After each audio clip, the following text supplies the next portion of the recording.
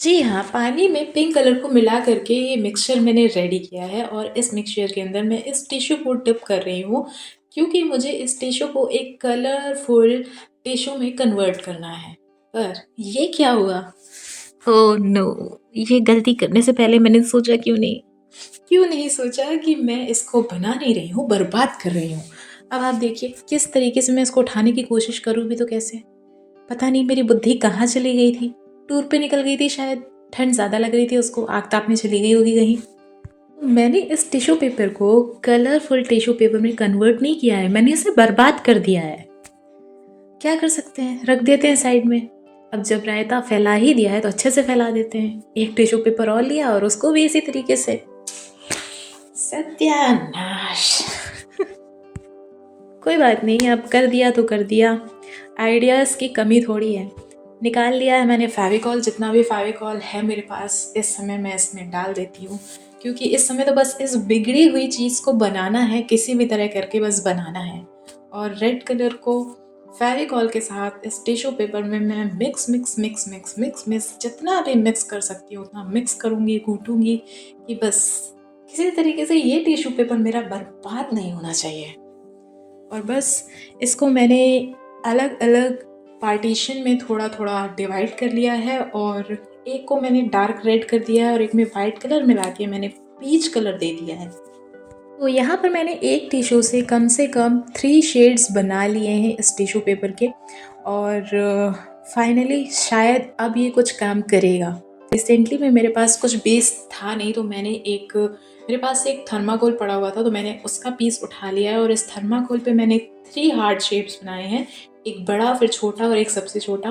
और सबसे छोटे वाले हार्ड शेप पे जो मैंने सबसे डार्क रेड शेड का टिश्यू पेपर तैयार किया था उसको मैं यहाँ पे अप्लाई कर रही हूँ और अच्छे से उसी हार्ट के शेप के अंदर मैं इसको फिक्स कर रही हूँ।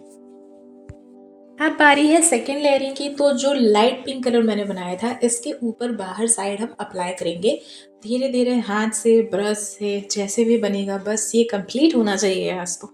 सबसे बड़ा टास्क यही हो जाता है कि कुछ चीज़ अब खराब हो गई है, अब उस खराब चीज़ से क्या ऐसा बना दें जो खराब ना लगे, बस वेस्ट नहीं होनी चाहिए चीज़ें। क्योंकि हमारा मेन मोटिव ही हमारे चैनल का ये है कि हम वेस्ट चीज़ों से कैसे चीज़ों को अच्छा बनाएं। और मैं ही अगर चीज़ों को वेस्ट करने लगूंगी तो फिर तो खत्म, बाय बाय टाटा। खैर अगर गलतियां नहीं होंगी तो अच्छे अच्छे क्रिएशंस कहाँ से जन्मेंगे, इसीलिए गलतियां करनी भी कभी कभी ज़रूरी हैं। तो इसके बाद हार्ट शेप को कंप्लीट करने के बाद मैंने यहाँ पर डुअल कलर में इस थर्माकोल को कलर कर दिया है। हाफ में मैं येलो कलर करूँगी और हाफ में मैं पूरा वाइट करूँगी एकदम। क्योंकि हमारा थर्माकोल पुराना है, थोड़ा सा गंदा है, इसलिए हम इसको कलरफुल कर लेंगे ताकि ये और अच्छे से शाइन करने लग जाए।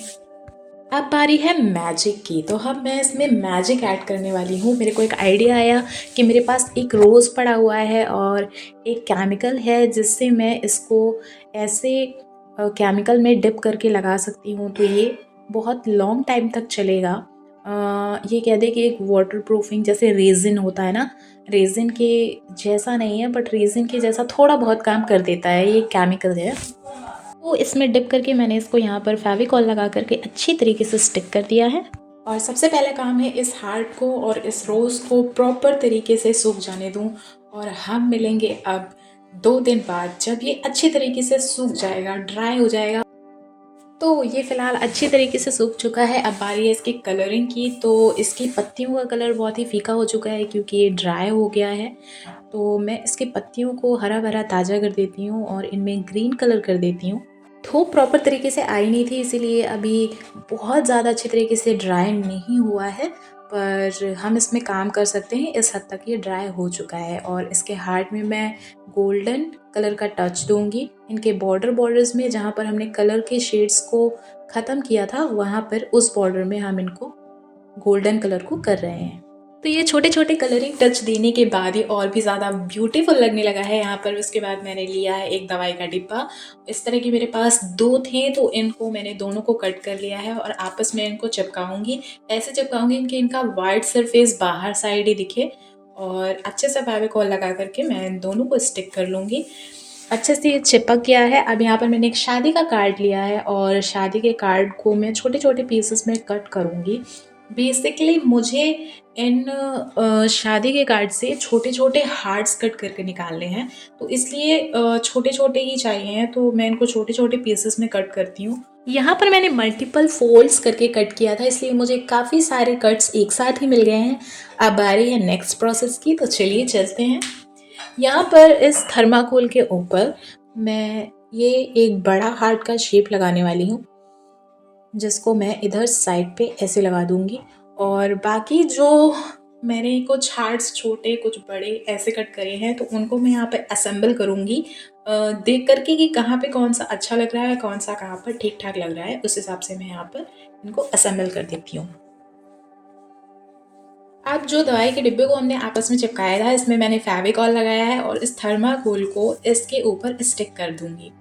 इसके बाद यहाँ पर उसी दवाई के डिब्बे से साइड से मुझे कुछ सिल्वर कलर के कार्डबोर्ड मिले हैं, तो इसके मैं छोटे-छोटे हार्ट्स कट कर रही हूँ और ये काफ़ी टाइट है। Oh no! कट ही नहीं रहा। यस। तो इसी तरह के मैंने काफ़ी सारे कट्स कर लिए हैं और इसके साइड्स में जो जगह बची हुई है, मैं यहाँ पर फेविकोल डिप करके इन सारे छोटे-छोटे हार्ट्स को असेंबल कर दे रही हूँ। बस और ये हो गया है ब्यूटीफुल। वॉव! पता नहीं था मुझे कि एक काम बिगड़ता है तो कोई इतना अच्छा क्रिएशन भी बन सकता है। इसीलिए मैं कह रही हूँ कि कभी-कभी गलतियाँ करनी अच्छी होती हैं।